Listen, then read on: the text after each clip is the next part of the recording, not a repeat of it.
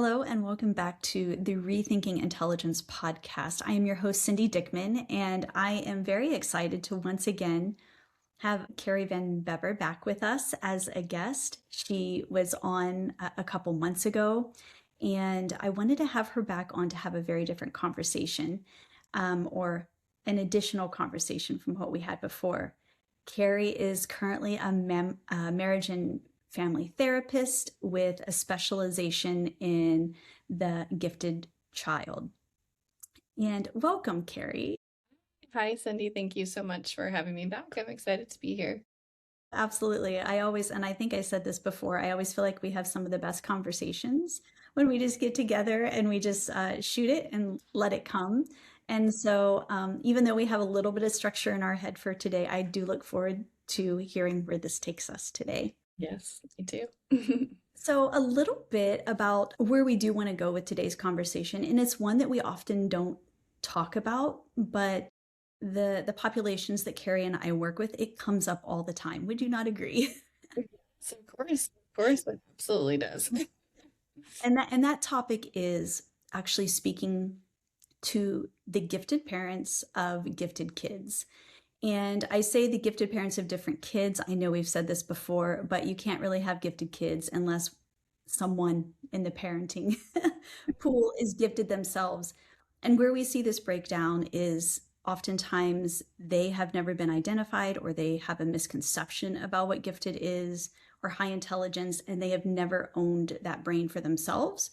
And so when they become parents, they parent as a neurotypical parent should parent, like what all the parenting books say, the podcast, what other people say how they should parent. And it just creates a lot of disconnect and a lot of challenges that we see. And just before we begin, Kari works mainly with the children and the parents, even though she works the whole age range. I work with the parents, but 18 plus. And so we kind of work, our specializations is in different, even though we do work with the whole range. So we are going to be bringing different aspects into this conversation. It's the lifespan. Absolutely. Absolutely. So Kari, where would you feel is the appropriate place to start with this? Yeah, I mean, I think things that you've touched on before, and then kind of somewhat of your premise of your podcast here, right, is the reimagining of intelligence. So like we talked about, we're saying gifted because that's a label that we all understand, and it's to a certain degree, right? But I think that's where you start, right? Is understanding that giftedness means different things to different people. And so for parents, they may not have ever, even recognized themselves as gifted. So this might be a new term, this idea of the intellectually minded person having a different type of brain is a new concept, right? And so anytime there's a new concept, that can be, especially as a parent, that can be a little overwhelming because now you have to fit everything into this construct. Yes. And so I think that's the place to start, right? Is what does it mean to you as a parent? Do you have any identification with it? Do you and what, even if you personally don't have identification with it, like that you never thought you were gifted, what are your feelings around the word, right? What does it mean to you? And building this self-awareness around that piece is like the foundation. But that, like you said, it's not something that we always talk about, and it's not something in every parenting book that's out there, right? There's not a piece that says, hey, if you see these things, this might be what's going on, right? That's not part of the mainstream parenting advice. And so it's new and but really needed for a lot more people than they realize.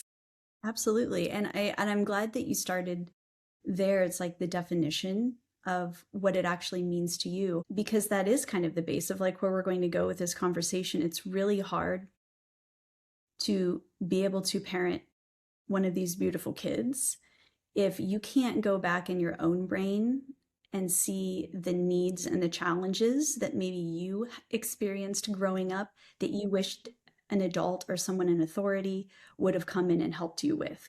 And And so it's like coming from that place of seeing yourself first as the foundation is so, so, so important when parenting this population. Right, right. I mean, self-awareness is huge when it comes to parenting in general. Another thing that we don't all get a lesson in before we were parents, Absolutely. and then all of a sudden we're going, wait a minute, you know, you see things in your children that you reflect you or your partner, and but there's just so many pieces there of it. It's like putting this little mirror in front of you, and suddenly you're forced to face some things about yourself that you never stopped to think about or didn't, just didn't see before. I didn't recognize myself as a gifted person when I was a child, but now looking back, understanding giftedness in the way that I understand it now has helped me understand myself as a child. And Absolutely. so that piece can be really beautiful and Mm, healing and transformative, because if you can gain that knowledge now as a parent and be open to that and what you see in that, and then you reflect back, even if you didn't get what you needed as a child, you can look at your little inner child and say, like, I wish I would have had this, yes. right? And that doesn't have to mean that we blame our parents, or, many parents do the best that they could with, just like we're doing now. We're doing the best that we can with what we have in front of us, but understanding yourself now with the new knowledge that we have, and all the information that's out there, and reflecting back can really help you look at your children a different way and see. Oh, I mean, we can get into, I don't know, into all the reasons why, but like, sensitivities is one of them, right? I mean, if we can understand the deep, deep sensitivities of how an intellectual brain experiences the world, and then we can reflect back on, oh my goodness, I had those sensitivities, and we didn't know why, and maybe my parent handled it wonderfully, maybe my parent didn't. How do I want to handle it now, understanding it through this lens? What are some of those things that you see in clients um, that when you ask them or propose to them that you may be gifted? What are some of the common reasons for their not willing to acknowledge at that moment that they may be part of this population? What are some of the things you hear? Well, a giftedness is often associated with achievement, right? Mhm. So if a parent, a grown adult is like, "Oh, no, no, no. I was a behavior problem in school. Like, I couldn't pay attention. I didn't get straight A's. I was sent to the principal's office. I wasn't, whatever." They automatically think like, "No, no, no, then that's not me." Right? So that's one school of thought there of that you get, is like, that can't be because right. Another thing you see often is the women don't recognize it in themselves, and they'll look to their husband and say, well, They see it in them, right? Oh, everything that you're saying, I see it in them. And I'm like, but what about yourself? Yep. So they'll go, well, her dad's gifted, or his dad was in the gifted programs. And I'm like, Yes, okay. And so then there's that. Then there's the just any sort of label. I'm not into it. I don't want to be put in a category. That means some people think it's elitist and trying to say you're better than other people. absolutely. And so there's that Mhm. resistance. Those are some of the main ones. I'm sure I'll think of more. I think it's interesting because since you do work like more with the parents, mine are the actual clients. And when I start talking with them, they find them their way to me, not knowing kind of what my specialization is. They come to me for other things. And then as we're talking, I bring it up and it's like I don't think I've ever had someone be like, "Oh yeah, that's me," like right off the bat. It is like this slow tiptoeing in of, and it usually is exactly what you're saying. It's like, and I've had people say, but I'm not an Einstein. Like that's at a complete, yeah, I was good in school. Things came easy to me, but man, no, I was not at that level. Right. And so it's not even the achievement, it's this level that Yes, that too. gifted is at the give me 160, 170 plus Yes. in IQ, and anything up until that is just like you just kind of lucked out. Absolutely. That's so true. That's so true, that it's like I couldn't possibly be that because I'm not at that level. It's so the expectation is so high of what gifted, or being intellectually minded means. And so, but I think that's also part of, I know it's part of my discovery is understanding, oh, there's so many people in the world that are gifted, or, gifted. I mean, it's like, it's so, you don't have to be Einstein. You don't have to know all the answers to Jeopardy. You don't have to be, going to Harvard or all these things that a society. That's why I said from the beginning that the definition and the meaning around it has such a big play in this. If I approach a family with no labels and no idea that that's kind of where we're going with this, and we just talk about characteristics and type of person and how you experience the world, I get a lot of like, oh yeah, yes, I do that. Yes. Absolutely. Oh yes, I'm always thinking faster than everyone else. Or, oh no, I'm super reflective and I'm always trying to, I'm super creative. Or my memory and my directional sense are just spot on. Or, oh, I have so many sensitivities. And and you go, oh, well, that's actually kind of showing this type of brain. And if I stay away from the word gifted for as long as possible, Absolutely. you have a complete shared experience if it is, a similar type brain type. um and you get there, and then you can come to the idea of like, well, this actually is, really shows a lot of signs of that you're, Yeah. smart and that your brain is very capable, and that falls in the gifted category. And then people tend to be a little more like, oh, okay. Well, I didn't know that all those things had to do with this. And I said, yeah, most people don't. It's okay. This is a learning for, that I've discovered later in life too. And so that approach makes a big difference. But yeah, that's understanding those pieces, definitely. A couple instances of trying to tiptoe in and realizing that it doesn't matter when you can drop that word anytime and it's still not going to land well.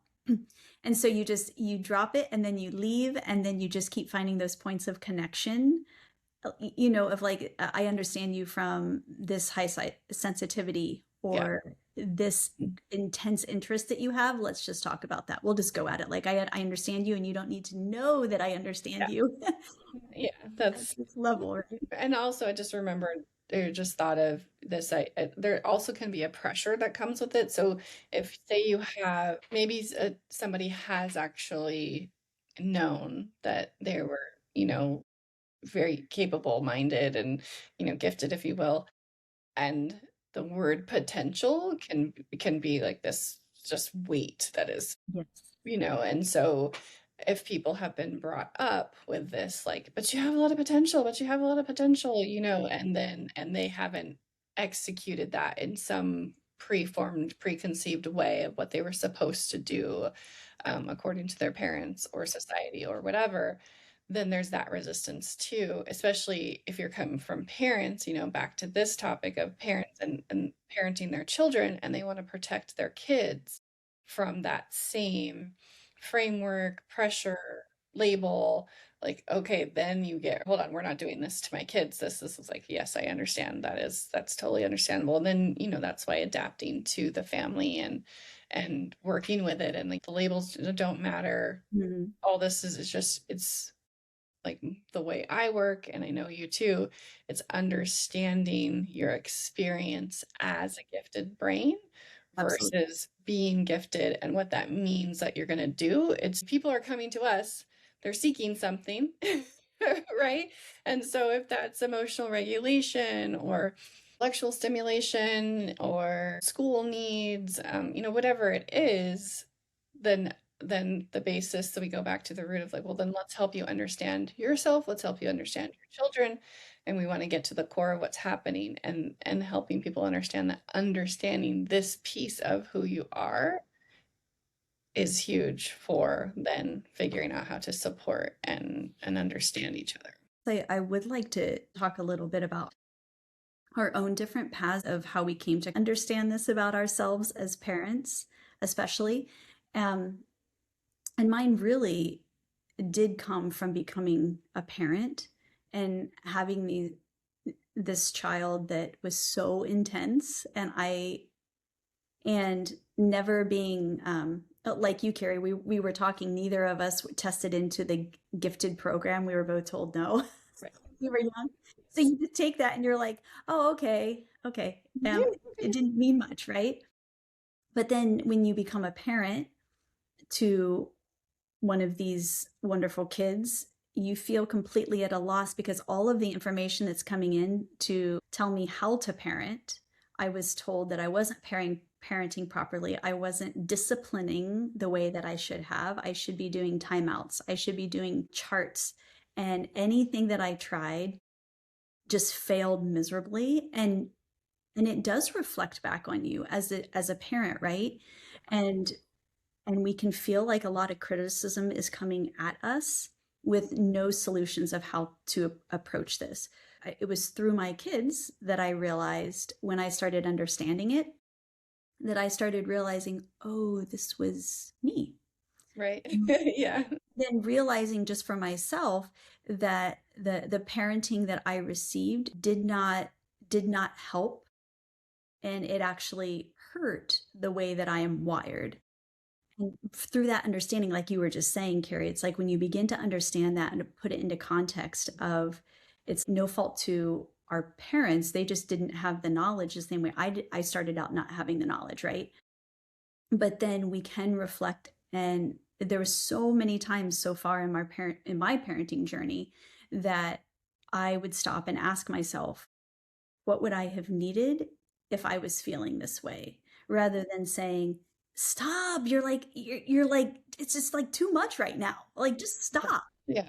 But it's like, no, who was I? And there was a reason I was feeling this intensely about something. And what did I need? What did I need someone to come in and do for me, or say to me, or just understand? It's been completely through my kids, and then through my marriage. That's a completely different conversation, right? Sure. And actually, we should have a third conversation about gifted marriages, because that's a whole other Yeah, set. So relationships in general. Yeah. absolutely, knowing how to navigate them. But yeah, so I came to the gifted, my understanding, and continue to through my kids. What was it like for you? Well, I actually started working for a gifted school. Well, I guess I have to back up a little bit. So I was a school counselor, and that is actually where I started identifying some gifted kids and their needs, and but in a place that didn't really see that necessarily. And so I was the one saying, wait a minute, there's something more happening here. And then through my work and discovery, it was like, oh my goodness, they're gifted. Wait, I need to know more about this. Kind of trickled there. And I was understanding, seeing the difference in kids. 10 months after I had my son, I started working for a gifted school.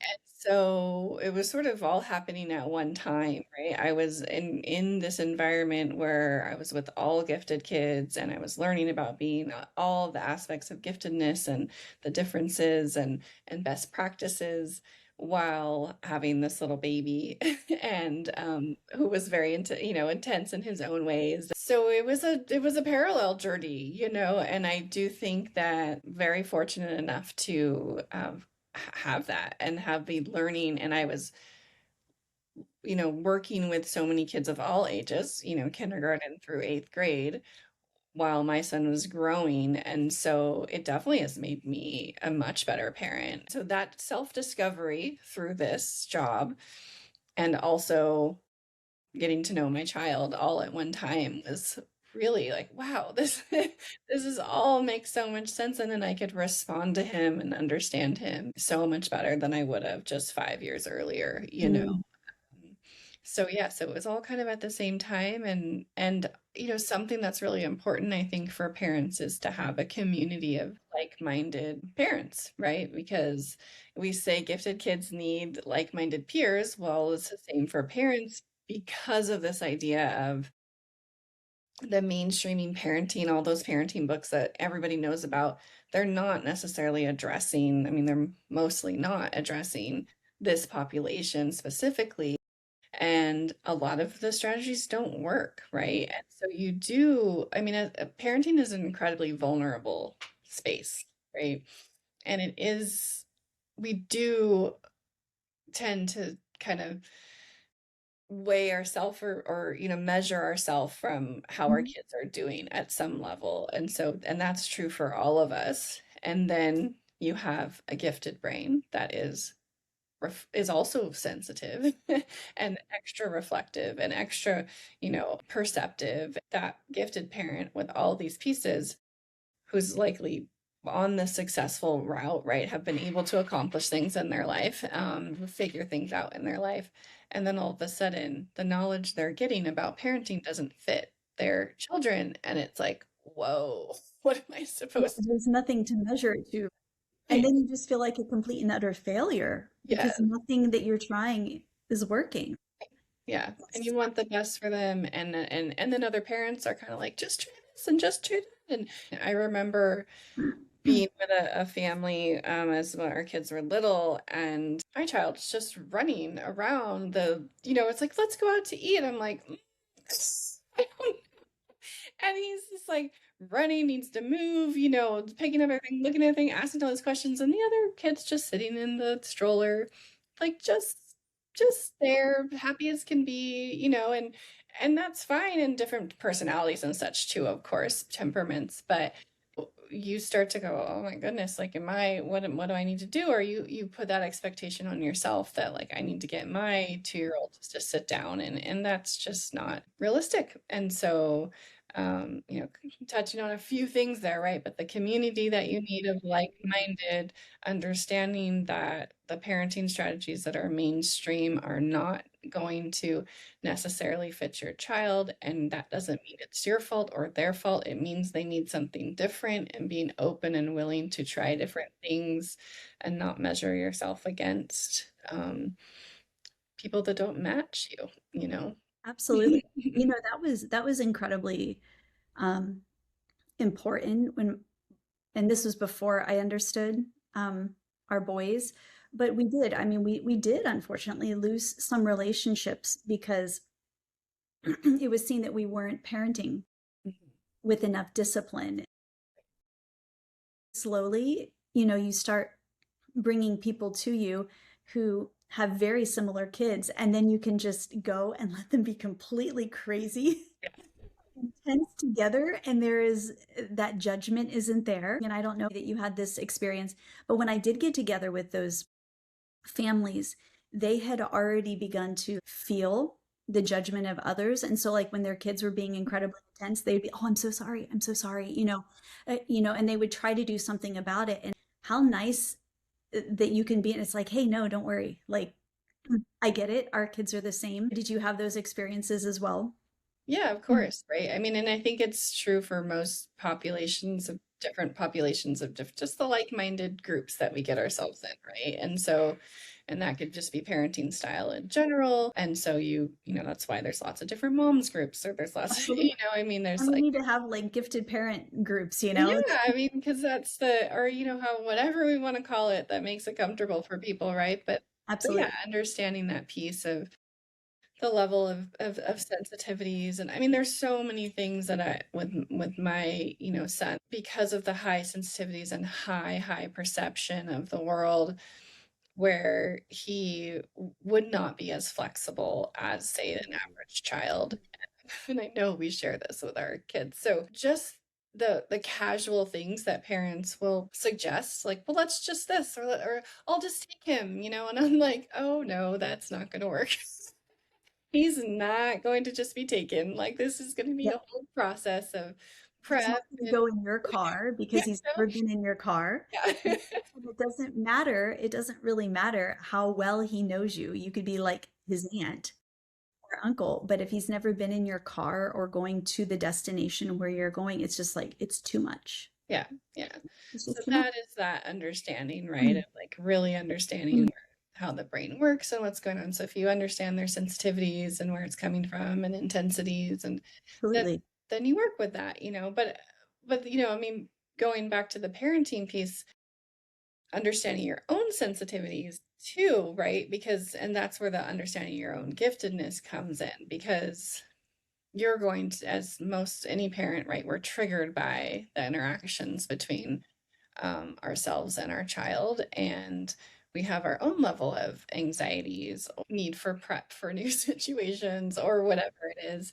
And so balancing those two things together, right? You have to be able to navigate that. And in order to navigate, if you want it to be successfully or a little more peacefully navigated, then you want to have some awareness of where you are too in your journey and what, I know that noise is, I'm sensitive to noise. And so I can't expect myself as a parent to take my child to a very noisy place and also stay as regulated as I would like to be, right? And Yeah. so now I'm dysregulated. He's just regulated, and we're all overwhelmed. And then that doesn't go so great, right? It doesn't go as smoothly as you would like. So that's that where all those things come together, right? To be able to understand. I always flash back to when I was young because because these things weren't understood in myself. Mhm. And now it's like I look back and you talk about that understanding that we can bring to our parenting is when our boys started exhibiting sensory sensitivities, it made me go back and think about when I was young. And I remember I used to be involved in this like 4-H. I don't know if anyone, it was back east, but I would have to get in a neighbor's car and she would blare this music that I wasn't used to. Yeah. And she'd be singing at the top of her lungs. We'd be like bouncing around in the back seat with kids that I didn't really know that well. And these moments came back to me, and it was just like I began to understand why I was such an anxious child that then led to a very anxious adult. And I could never understand why, because it's like life is good. Like, why, like, oh, why am I feeling cramped? Why is my nervous system on high all the time? And then I began to understand and see like I was chronically put in situations that now I understand were just an overload to my system, and no one could really help me navigate that or help calm it down. So my system just stayed in high all the time. Right. To your point, how do you bring that to being a parent? Now I understand when I start getting irritable, and I just, I notice myself not where I want to be as a parent. I'm like, oh, I need to go put my loops in. That's what Yeah. they're just like sound dampening earplugs I put in. It immediately makes me feel better. If I didn't understand even those like small little pieces, um, it it changes how I parent and how I show up. And also for my boys, if they're being crazy, the intensity is huge on an emotional level. That's kind of where we see it. I will say, hey, go put your loops in. And it immediately, their system calms down and they can regulate. And it's like such a simple thing, but it makes all the difference for myself and how I show up. Yeah, for sure. It does. And you wouldn't if you didn't know that about About yourself. my So how we conceptualize those things about ourselves makes a difference too, right? So if we don't understand our own needs and then how to meet our needs, Absolutely. then we aren't able to regulate and be there for our children like we want. And then we're also not able to model that to them, right? Yeah, Like recognizing in myself and verbally telling my kids, hey, I feel like I'm a little overstimulated right now. right. Let me go do something about that, and then I will put myself back in this situation. Yes. Absolutely. It's the modeling, right? Right. So, I mean, that's a huge part of parenting. I mean, kids will do what you do. I mean, they're not going to do so much what you say. They are going to do what you do. And so it is, and we're not perfect. And the goal isn't to never be uncomfortable, never be emotional, never be upset, never lose your cool. The Yeah. goal is to be able to recognize when that's happened, take care of yourself, model, communicate about it, work towards growth, of course, repair when we need to. But I mean, how wonderful if you can put the work in to see yourself and not take it as I'm just a bad parent because I can't do these things. I just don't know how to do this. This is just what it is. They just have to listen to me. Yes. You can go down that route if and people do when they're scared or they don't have the skills, right, to be able to handle what they might see when they look at themselves. And that's why there's people like us and lots of therapists out there. But, Absolutely. it's you can lean into that and realize like what a wonderful thing it can be if you can bring your own self-awareness to the situation, because it will be good for you and your family, how you see that. And if you just think, well, I'm too scared to look at myself, I can't deal with this. Well, that kind of follows along the generations at times, right? And or it can.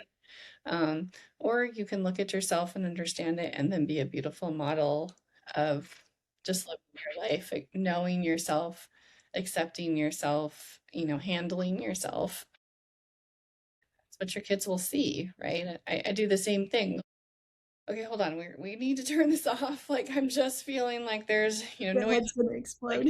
yeah, like I just, hold on. I can't do all of these things at once. Now you've asked me 10 things. So let me reflect back to you what you've asked me to do in the last 10 minutes, and I'm starting to feel like I want to do these things for you and I'm going to do these things for you.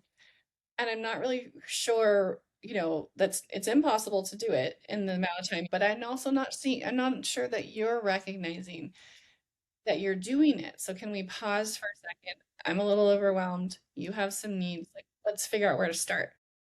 And then they learn communication and regulation and and prioritizing. I mean, there's so many opportunities for these teachable moments, right? It can only happen. And it's like, I don't think it can be overstated enough. And this is something I know.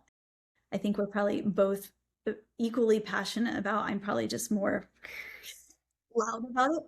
But it really is it's taking responsibility for ourselves rather than blaming the parents, blaming the school system, blaming this person that they didn't get me, they didn't understand me, they didn't help me. It's like, okay, that may all be true, but it comes back to you have to do this yourself.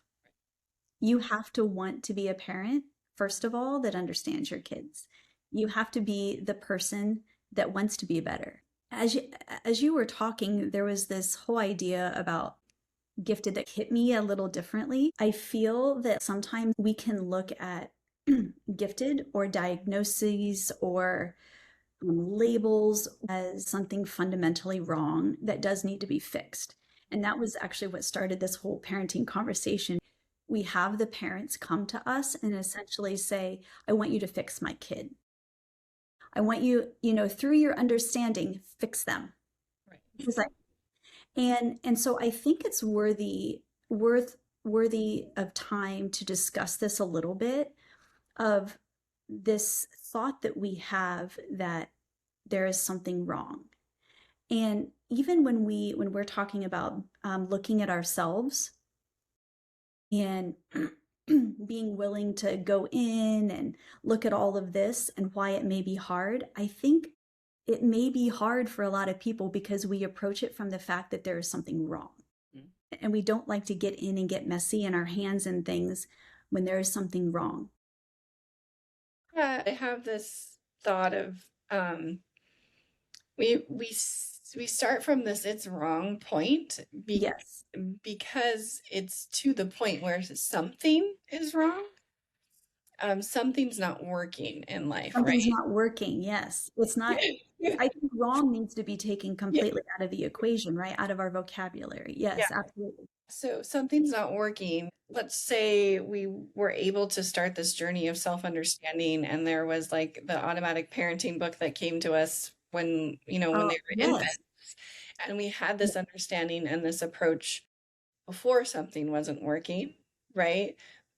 And we don't get to that place of like where we're seeking help. I mean, help needs something's wrong. Doesn't need to mean that, but it means something's not working, so we want to shift, right? Something needs to change. And so, yes, it's overwhelming to be a parent. And so it comes to this place and you've tried all these different things and things aren't working. And so you're like, please, please just help me fix this. Like what? And then you're trying to back them up a little bit, right? To say, well, wait, it's not, this is just a different lens that we want to look at it through, right? If Absolutely. we can see it as it's too much, or we can understand, wow, there's this gift of like high sensitivity and perception, and there's that that's the capacity for that can bring amazing things in this world. So a couple things in there too, I think, are that, well, most people are uncomfortable with being uncomfortable, right? So I should Absolutely. say, No skills are really taught yeah, surrounding it. That's a huge piece of our work, yeah, right? right. Yeah. So their intolerance, right, of discomfort. And so when something's happening in front of you and it's not going super smoothly and such, and sometimes it's much bigger than, as these simplified conversations, but then we want to not be uncomfortable. And so we're running from this discomfort, and that means like make all this stop. When really we want to learn why it's happening and how to be there next to them and support them on their path forward, right? And that doesn't always look like this preconceived path that we had in our mind too. So I think that's a really big piece also is, let's just say, the school journey in general, which I think we've touched upon this in the past too, is just this idea that I'm, I say, okay, so I went to public school, and there were only, I was in a tiny town, and so I went to this school and then this school and then that school, and that just was what it was. And there was no question about what the other options were, right? And so in my mind, raising a child, that's Yes, what's going to happen. absolutely. He's just going to go to school and everything's going to be what it is. And well, then I don't have the experience, the personal experience or the training or such to now navigate a path that doesn't look like that. And it's not the image that I had in my mind of what Isn't that? children Yes. were going to have. Like, so we have this image, right? Whether it's get married, have 3 children, the house. I mean, it could be different for everyone, right? But that's just sort of the quintessential thing. And then when it doesn't start unfolding that way, It's hard. but it's hard on so many levels, right? And so we don't know where to go with that, and we don't even realize, and that's where the self-awareness comes back, is we don't even realize the part of our struggle with our child is that we're still trying to fit them into that path, because Yes. we were not even fully aware of like bringing that into full consciousness, that is an image we have in our mind that we're trying to create. Hmm. Then we don't even know that we're trying to fight for it. And then we Absolutely. don't know that we're experiencing loss because it's not happening. So again, that's the work of the parent. What happens when we feel anxious? We want Hmm. to control.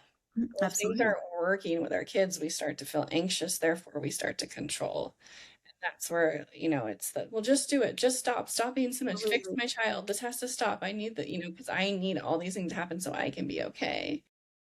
But pause, come back. I'm going to do my own work. What is this image that I have in my mind?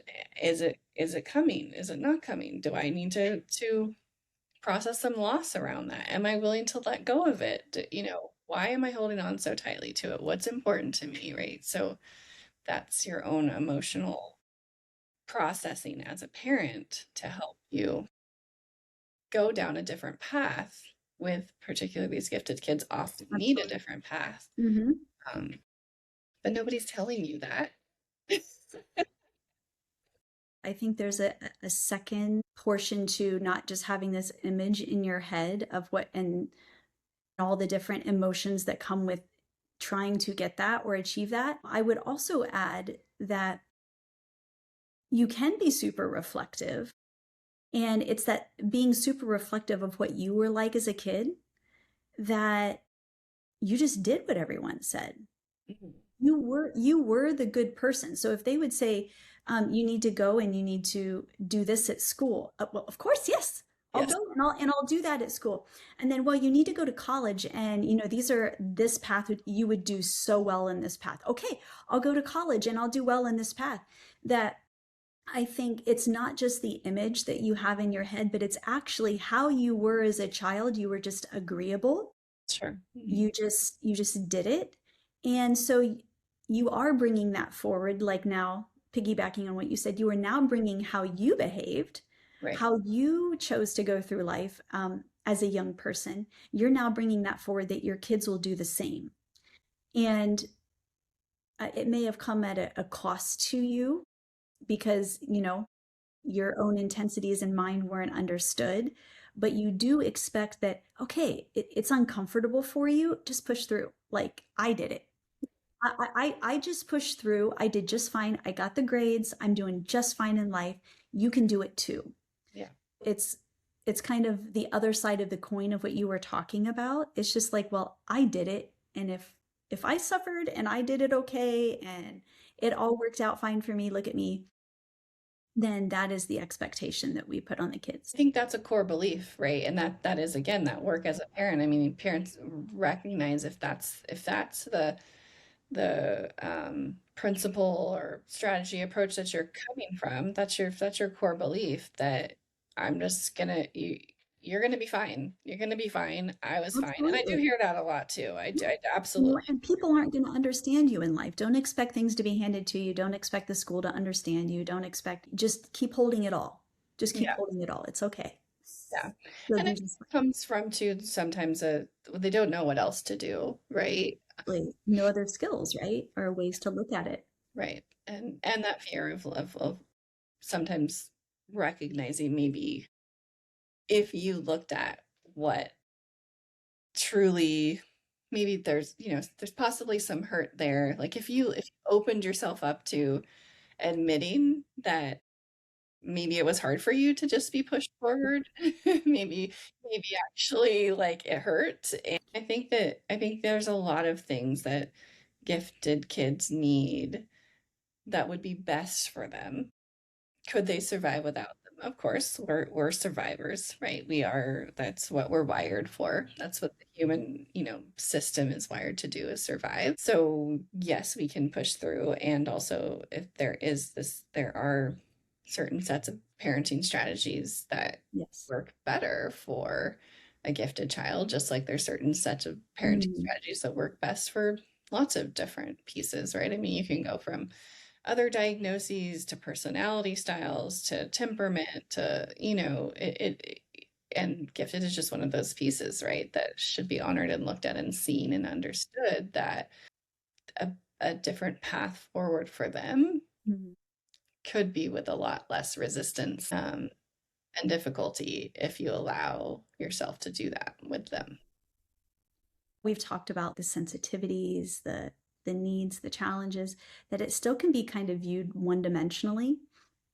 And part of that self-reflection, it isn't you will, let's just say you're like, yes, I'm going to reflect, I'm going to work on myself, I'm going to understand myself, and then I'll be able to understand my child. And I'm going to go to someone like Cindy or Carrie, or I'm going to find some gifted resources. And I'm going to go all in and understand from the gifted perspective. I think the one thing that I would offer, and you would as well, and I would love to have you add on to it, is it is multidimensional because we are still humans and all of our systems work together. That even if we understand the brain, we still need to work on nervous system regulation, which we've talked about without actually naming it. But there's nervous system regulation. There is emotional um, ways that we need to approach emotions differently in understanding. And feel free to like jump in here as I go through them. Yeah, go on. You're like, yes, and there's understanding the sensory. So I'll let you go on, but there's just so many pieces to it. It's not just a one fix all understanding. Yes, yes. Expectations are big. Understanding child development in general is really important. Um, and all of these specific pieces for gifted kids. There's asynchronous development, right? In the gifted is really, really important for parents to understand. And that kind of hits on what you're talking about, is just we can forget because of a child could be so incredibly verbal, um, that at 5 years old, Hmm. they can talk to you like they're a little adult. And so then we kind of start expecting them to behave like an adult all the time. And so then we forget, but they're still not, their system isn't hasn't matured enough to handle these high sensitivities, and whether that's the tag in their shirt is bothering them, or it's too hot in there, or tired really sets them over, or low blood sugar sets them over the edge, or yes, so the sensory pieces, the auditory pieces, I mean, sensory, of course, but um so it- it's we have to understand it from all of these pieces and understand the individual in front of us, because the giftedness shows up differently in every individual. And so we still need to really know the child or the adult, whoever, the person, the being in front of us. But, as parents, we really still we can get that basis of understanding. We can get those gifted resources. We can understand it at this intellectual level. And then there is still this unique little human that's in front of you. And how do all of these pieces come together to make this person who they are and have them interact in the world and experience the world? Our interventions will be different according to who that individual is in front of us. One of the things to just throw in there is this idea of being really aware of any outside pressures and influences that you have. I think that can really affect us as adults, as people, and our own stuff, and then how we parent, and our expectations that we put on our kids. Just kind of knowing where those influences are coming from, what pressures you're putting on yourself, uh, and that could be blocking or affecting how you're showing up for the unique individual that is Mm. in front of you, their true needs are. It comes down to that self-awareness. I Yeah. feel like everything that we're talking about really is building your skill Yeah. of self-awareness. Hmm. Yeah. I want to ask you, I actually want to pose it to both of us because I think this will be super fun. What are one or a couple examples of your personal favorite parenting things that you have done Mm. with your son that just because you understand him Yeah. that other parents may not get, but you get it? My mind's going a little bit back and forth between, just strategies, and then, or something that maybe people wouldn't understand that I do with him. I think throw something in that is a little curvebally Mhm. because I have a couple in my head and they're more curveballs that you just wouldn't normally think about. Oh, you do that with your kid. It's Yeah. like, yeah, Yeah. I do because I get them. Right.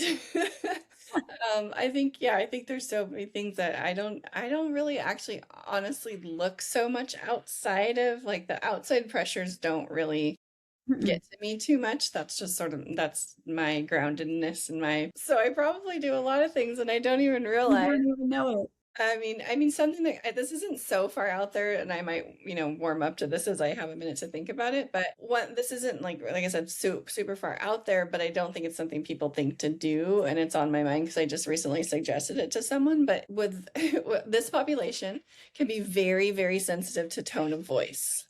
Absolutely. So, um, so that is a focus, I mean, in general, I'm not like a yeller. I don't have a loud voice, those types of things. And so, but just a tiny tone, right? My son will be like, "Why are you yelling at me?" And I'm thinking, "I'm not yelling. I'm not even close to yelling. Like, do you even know what yelling is?" Right? I actually had to learn to say to him, "I am not yelling at you." Mhm. I mean, I wasn't yelling, but it was about the content, right? If there was any sort of correction, or that he needed to do something, and he could take that as like he was already supposed to, or, set perfectionism, all the pieces. So really, like, explicitly saying, I'm not yelling, you're not in trouble, there's not if you're hearing a tone in my voice, Yes. maybe I am a little frustrated, or, explaining it. So that's one thing, I think. And I guess the more out there thing is what he would do for a little while. He's a little older now, but he would say, "Can you be the mean mommy?" And he wanted me to, like, act out this, like, he wanted me to yell. Like, he wanted to see what it was like. It was almost like I'm trying to make sense of all this because I'm sensitive and I'm hearing this tone and you're telling me that I'm not yelling. And so Yes. like now do, and so I, very uncomfortably be like, okay. Let it rip, Carrie. And like, and we would laugh and stuff, and he kind of like, not sure. I mean, we were in it together, but but that's following his lead and he was trying to figure something out. So that's one thing. So I think that knowing the tone of voice thing is really, really important for this population and helping them decipher. I'm not suggesting be a mean mommy by any means, but No, I totally get it. It's so funny you say that because it mirrors, especially our oldest. I would be talking, or even if my voice was raised, like you were saying, I am so far from yelling right now, Mhm. but it'd be like, you're yelling. It makes me feel so bad. Yeah. Then when he got older, he would, can you just tell me you're grounding me? He'd send me to my room and ground me. And I'm like, "Well, You're like, why? What's happening? Why would you do that? it's really interesting that you say that because it's just like he said it, but I didn't give it too much thought. Yeah. It's interesting that you're saying it's kind of, just probably a way of processing what it would feel like Mhm. Mhm. Yeah, to have understanding the that. difference. Like, yeah, yeah. Absolutely, absolutely. And oh, I love that. Any other ones come to mind? I know. I think I want to hear yours Oh, first. well, mine's totally different. It's not so much like a strategy. It's our boys are um, very similar, but also very different in what they like to do. And our oldest loves horror. Oh, yeah. And I know that a lot of gifted are really drawn to that, and I really do think it's a lot of sensory. It's like such a intense sensory, and I'm not talking about like the gory or grotesque, just like even the psychological bit behind it. Yeah, the I feel like complexity it's to it. really a sensory hit for them. So he's drawn to that, and I was raised in a home where like you just don't go close to that with a 10-foot pole, and so I never really explored it. I was just like no, no, no. But it's something that he kept coming back, and he kept telling me about books he was reading or movies that he wanted to see, and I was like, my goodness. And our oldest is a teenager now. So it's like I want to find ways to be able to connect with him. And I don't want my own like thoughts or discomfort to get in the way Right. of a connection point with him. So I just threw out to him one day on the way home from school, I was like, I will write you a horror short story. And I said, it will rival what you read. You know? And I have no idea what came over me for me to even Like, we're gonna do say this. that. And then, just the way I'm wired, I'm like, I'm gonna knock this out of the park. I have no idea how, but I'm gonna knock it out of the park. And so it was kind of interesting the conversation. He's like, I really want this type. I want it psychological. Okay. And these are some websites that I feel like you need to look at because if it's worthy, if I'm going to spend my time to read it, I want it to be good. So No here pressure. are No pressure. yeah. So it's like, here are some websites to help you write horror well. So he did research for me, sent it to me.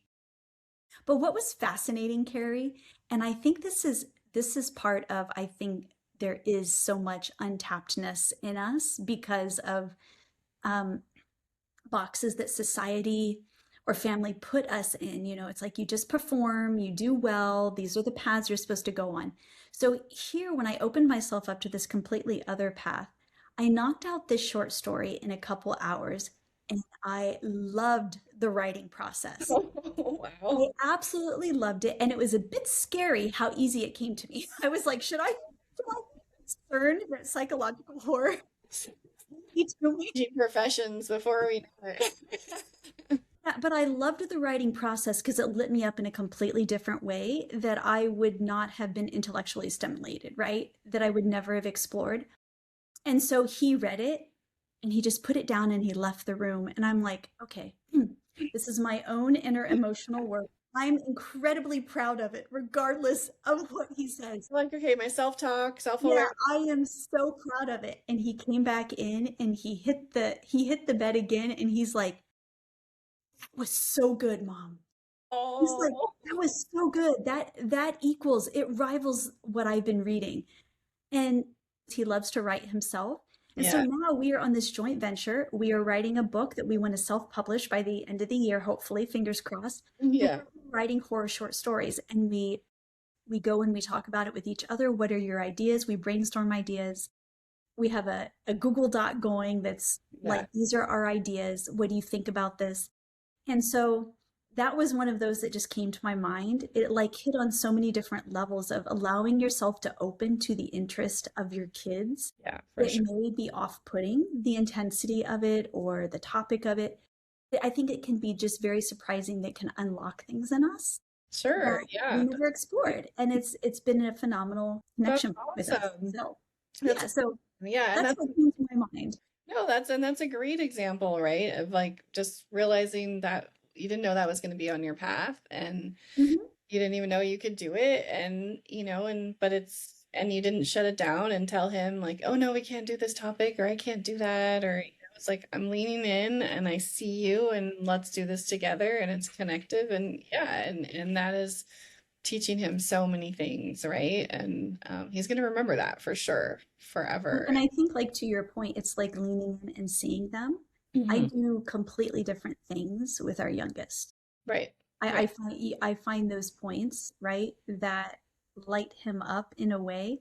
He's incredibly physical. I do not love, I am not the physicality that he is, but Right. it's like, yeah, let's go throw the baseball for 30 minutes. Mhm. And oh, you want it thrown hard? Okay, let me Yeah. see how hard. Can I almost hurt your hand in your glove? Yes. That's the kind of intensity Yeah, he he wants. wants it. And Yeah. so it's like going and just, it's like spending that time, investing that time in things that I necessarily wouldn't, but it does create those points. So, Yeah. Yeah. My son's really into anime because he's yes. art, right? And he loves that. Yes. And I'm like, this is not an area that I'm very interested in and or really knew anything about. And so, yes, I know more about it now and I do see Absolutely. it now. I understand. And it's helped me learn about him as I sat down and why we went to the movie together. We watched it and I Love looked it. at his drawings and then it's like, oh, okay. And starts to help me understand like what he's attracted to and why it works for him. Fun. And then he can apply that to other things. And yeah, and I would say we for my son and I too, it has a lot of our little things that we do have a lot to do with kind of social emotional type things, right? Of like people and conversations. There's a lot of um shared understanding of after we've been in a social situation or and those would be That's in talking. that's like people watching with your best friend, but allowing that him to share that and express that in his observations and allowing to have more mature conversations than you Yes, would expect to have at 10 years old, absolutely. right? And following his lead to say like, okay, well, he's already noticing it. I'm not gonna shut it Hmm. down because he's not ready for it. He's obviously ready for it. He's the one telling me, right? He's the one observing it. So that would be another example of types of things that we're doing. Yeah, I will second. It's like those conversations, and I think it also it's like when they're talking about it, I'm not going to say, well, that's not very kind to not think about that. Right. And oftentimes my conversation is, well, I actually noticed that too. Yes, exactly. There's nothing wrong. It's what do you do after you notice it? That's where you can talk about it. But admitting of like, oh, I had that thought too, Yes. or I felt that way too. Yes. Yes. There's a lot of allowance for our truths, right? Whatever they are, without shifting, controlling, judging, Mhm. deciding anything. Absolutely. There's a lot of like, yeah, that is a true feeling. Yep. Yep. Mhm. I saw that. I feel, yeah, I can see why you would think that. I would see why you're starting there. And then a little space. And then later, like, and what are we going to do with that? Or, that type of thing. So, yeah, for Absolutely. sure. Yeah. Yeah. Being open, following their lead, and not putting so much pressure on ourselves to follow a path that we thought how it was supposed to be. I mean, I guess Absolutely. that's another thing is just, they're going to stretch you. These kids are going to stretch you. Um, they will just like revel in having some autonomy and they're going to teach you. So being open to that teaching path, being both ways, brings a totally different experience, Yes. and Hmm. joy and richness to your parenting journey, than if you only see it as a top down kind of one way. I'm teaching. Absolutely. Mhm. And they have just, and I think I can speak for both of us, they have made us both better human beings, haven't they? Yes, 100%. 100%. I love it. And I think that's a wonderful place to stop. Yeah. Thank you so much, Carrie. Yeah, thank I you. love our conversations. So Me thank too. you. Yeah, thank you so much, Cindy. You know, it always makes me be motivated in some way or think about something in a different way and Likewise. re-inspired to Mhm. keep all these things at the forefront of our minds and with clients, with kids, I mean, Absolutely. my own kid, you know, all of it. So thank you so much.